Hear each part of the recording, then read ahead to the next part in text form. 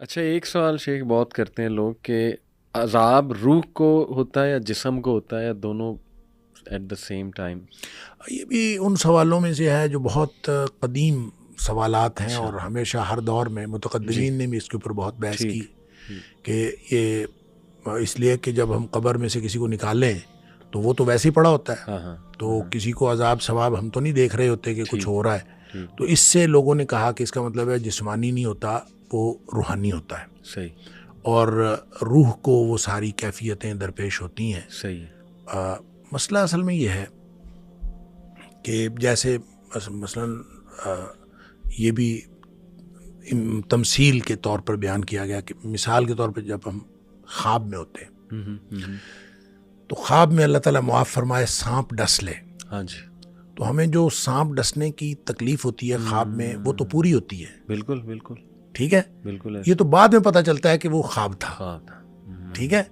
تو اسی طرح اگر صرف محض روحانی طور پر ان کو دکھایا جائے کہ آپ کو سانپ ڈس رہے ہیں اور بچھو ڈس رہے ہیں اور اس طرح سے ہو رہا ہے، بظاہر وہ آرام سے پڑا ہوا ہے، صحیح فزیکلی وہاں پہ بچھو سانپ کوئی نہیں ہے، تو تکلیف تو اتنی ہی ہے. سبحان اللہ، بالکل بالکل صحیح. مطلب اگر اس کو تو بعد میں پتہ چلتا ہے، جیسے ہم خواب میں تو بعد میں ہم بیدار ہو جاتے ہیں، وہاں تو بیداری کوئی نہیں ہے، وہاں تو وہ بیدار ہو چکا ہے، بیداری کی حالت میں ہی ہو رہا ہے. کچھ لوگ کو نائٹ میں آتے ہیں، پسینے چھوٹے ہوتے ہیں اور وہ بلکہ چیخ رہے ہوتے ہاں ہیں، جی، رو رہے ہوتے ہیں نائٹ تو میں. یہ کیفیت جو جس کو اللہ کریم نے عذاب کہا ہے جی وہ تو عذاب ہے. وہ قبر میں آئے، وہ قبر سے پہلے آئے، وہ قبر کے بعد میں آئے، جس کو اللہ کریم نے عذاب کہا ہے وہ عذاب ہے. صحیح. اور نبی پاک صلی اللہ علیہ وسلم نے اس کی تفصیلات بتائی ہیں تو وہ عذاب ہے. صحیح. وہ رہ گئی بات یہ کہ یہ روحانی ہوگا یا جسمانی ہوگا. اس بحث کو ہم یوں کلوز کرتے ہیں کہ اگر روحانی ہو جی تو پھر اس میں اتنی حیرت والی کیا بات ہے؟ صحیح. بالکل بالکل ٹھیک ہے. حیرت تو اس وقت ہوتی ہے جب یہ جسمانی ہو. تو سب کو جو اعتراضات ہوتے تھے، جتنے قرآن حکیم کے اندر اللہ کریم فرمایا مشرکین اعتراضات کرتے تھے، ان کو تو اعتراض ہی یہ تھا من یحیی العظام وہی رمیم. ٹھیک ہے، یہ ہڈیاں گل سڑ جائیں گی تو کون دوبارہ زندہ کرے گا؟ اصل مسئلہ تو یہ تھا. بالکل. تو آئدہ متنا وکننا ترابا ذالک رجع بعید، کیا ہم جب مر گئے مٹی ہو گئے دوبارہ اٹھایا جائے گا؟ اصل جو اعتراض تھا وہ یہ تھا. تو یہ اعتراض ان کا بتاتا ہے کہ قرآن نے جب بار بار ان کے اس اعتراض کا ذکر کیا، اگر یہ کہہ دیا جاتا ہے کہ تمہیں خواب ایسے آئیں گے کہ خواب میں بچھو اور سانپ ڈسیں گے، تو پھر تو اعتراض کی بات ہی نہیں تھی. تو اعتراض بنا ہی اس وقت جب یہ حشر اجساد کی بات ہوئی کہ جسم دوبارہ زندہ ہوں گے اور جسمانی ثواب یا عذاب ہوگا. جنت میں جائے گا تو جسم جائے گا اور جہنم میں جائے گا تو وہ بھی جسم جائے گا. عالم برزخ کے اندر بھی جو عذاب ثواب ہوگا، جو عذاب قبر کے اندر عذاب ثواب ہوگا، وہ سارا کا سارا جسم کو ہوگا. بالکل صحیح، بالکل صحیح. بہت جامع آپ نے بتایا، جزاک اللہ. یہ جو کہا جاتا ہے کہ جب انسان کو نیند آتی ہے اور سو جاتا ہے تو اس کی روح، ظاہر ہے قرآن میں بھی ہے کہ اللہ سبحانہ تعالیٰ اس کی روح کچھ دیر کے لیے وہ آ جاتی ہے اوپر. تو وہ اگر خواب دیکھتا ہے کسی مرے ہوئے شخص کو تو کیا وہ برزخ میں جا کے روح ملاقات کر رہی ہوتی ہے؟ نہیں، کوئی ضروری نہیں ہوتا. اچھا، دیکھیں دکھایا جانا ہے نا. صحیح. تو دکھایا جانا ایسے بھی ہو سکتا ہے کہ آپ کو وہاں لے جا کے دکھایا جائے. صحیح صحیح. یہ بھی ہو سکتا ہے کہ اس کو وہاں سے لا کے دکھایا جائے. اور یہ بھی ہو سکتا ہے کہ نہ آپ کو لے جایا جائے نہ اس کو لایا جائے، تمثیلی انداز میں آپ کو دکھا دیا جائے. صحیح.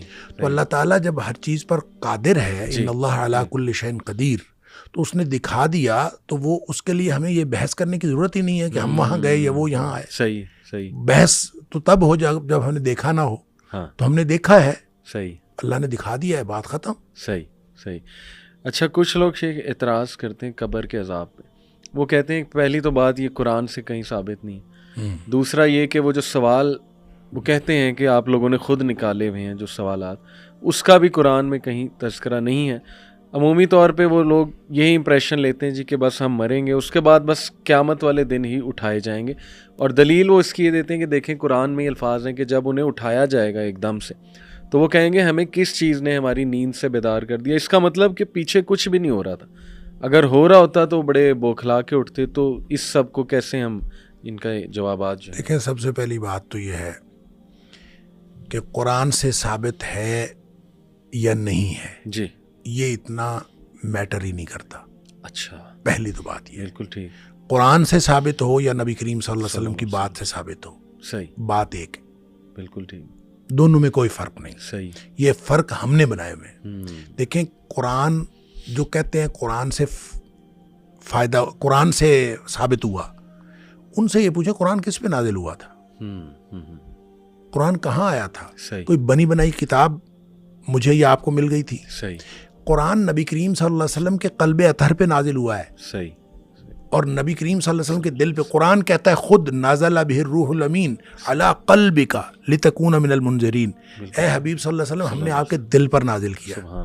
اچھا اب آپ یہ بتائیں کہ دل کی بات کسی کو دوسرے کو کیسے پتا چلتا ہے؟ بالکل. میرے دل میں کیا ہے آپ کو کیسے پتا چلے گا؟ یا میں بول لوں گا, بالکل, یا میں کچھ کروں گا. صحیح. کوئی ایسا میں جیسچر دوں گا تو آپ کو پتا چلے گا میرے دل میں کیا ہے. تو نبی کریم صلی اللہ علیہ وسلم جب بولتے ہیں تو وہ قرآن نہیں ہوتا, وہ حدیث ہوتی ہے. سبحان اللہ. نبی پاک صلی اللہ علیہ وسلم جب بولتے ہیں ما صدر عن النبی من قول او فعل او تقریر, آپ بولیں تو حدیث ہوتی ہے, آپ کچھ کریں تو حدیث ہوتی ہے, اور آپ کسی کا عمل برقرار رکھیں تو وہ بھی حدیث ہوتی ہے. صحیح. اچھا اب نبی پاک صلی اللہ علیہ وسلم بولیں تو وہ حدیث ہوتی ہے. قرآن بتانا ہے آپ نے تو قرآن حدیث نے بتایا ہے. بالکل بالکل صحیح. نبی پاک صلی اللہ علیہ وسلم کی حدیث سے قرآن ثابت ہوا ہے. لہٰذا جن کو یہ پرابلم ہے نا کہ ہم قرآن کی بات مانیں گے حدیث کی بات نہیں مانیں گے, ان کے لیے یہ ہے کہ قرآن خود ثابت ہوا ہے حدیث سے. بالکل. نبی پاک صلی اللہ علیہ وسلم نے فرمایا کہ یہ قرآن ہے. تو یہ اب دیکھیں ترتیب نزولی میں جو پہلی آیت تھی وہ تو 30ویں پارے میں چلی گئی. کس نے بتایا کہ یہ یہاں آئے گا, یہ یہاں آئے گا, یہ یہاں, یہ نبی پاک صلی اللہ علیہ وسلم نے بتایا. یہ ترتیب نبی کریم صلی اللہ علیہ وسلم نے لگوائی. لہٰذا حدیث سے قرآن ثابت ہوتا ہے, ایک بات.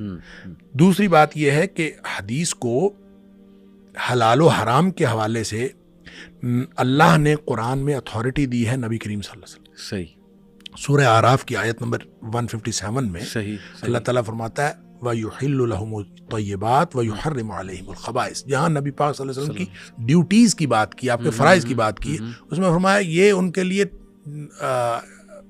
جو پاکیزہ چیزیں حلال ٹھہراتا ہے اور جو ناپاک چیزیں وہ حرام ٹھہراتا ہے. حلال حرام کا جو اتھارٹی ہے اللہ نے نبی پاک صلی اللہ علیہ وسلم کو دی. صحیح صحیح صحیح. لہٰذا جو مچھلی کھاتے ہیں, میں تو اکثر کہتا ہوں جو مچھلی کھاتے ہیں جی جی وہ پہلے مچھلی کے مردہ حلال ہونے کی دلیل قرآن سے دیں نا, یا مچھلی کھانا چھوڑ دیں یا ذبح کر کے کھایا کریں. قرآن نے کہا حرمت علیکم المیتۃ والدم. جی. ہر قسم کا مردار اور ہر قسم کا خون حرام ہے. صحیح صحیح. بات ختم. بات ختم. بالکل. یہ تو مچھلی نبی پاک صلی اللہ علیہ وسلم فرمایا احلت لکم میتتان و دمان, دو خون دو مردار تمہارے لیے حلال ہے. اللہ. اس میں آپ نے فرمایا الحوت والجراد, جو دو مردار حلال ہیں, ایک مکڑی ہے پتے کھانے والی, اور دوسری جو ہے وہ مچھلی ہے. تو اس سے جو ہے مچھلی کا مردار حلال ہوا ہے.